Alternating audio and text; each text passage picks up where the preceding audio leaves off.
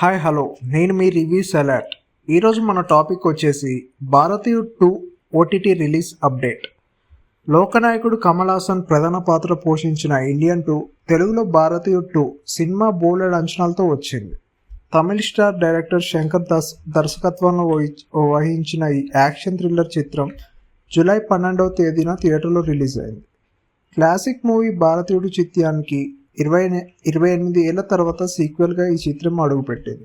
అయితే భారతీయుడ్ 2 చిత్రానికి medium talk వచ్చింది. ఆశించిన కలెక్షన్స్ రావడం లేదు. దీంతో అనుకున్న దానికంటే ముందుగానే ఈ చిత్రం ఓటీటీలోకి రానుందని తెలుస్తుంది. భారతీయుడ్ 2 సినిమా ఓటీటీ హక్కులను నెట్ఫ్లిక్స్ ఓటీటీ ప్లాట్ఫామ్ సొంతం చేసుకుంది.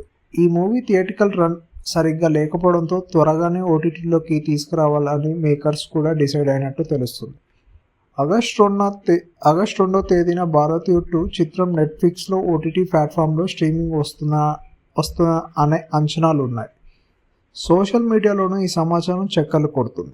అయితే నెట్ఫ్లిక్స్లో ఓటీటీ ప్లాట్ఫామ్ నుంచి ఆధారిత ప్రకటన రావాల్సి ఉంది. ఇది ఫ్రెండ్స్ మన వీడియో. నచ్చితే లైక్ చేయండి, షేర్ చేయండి, సబ్స్క్రైబ్ చేసుకోవడం మాత్రం మర్చిపోకండి. Thank you friends.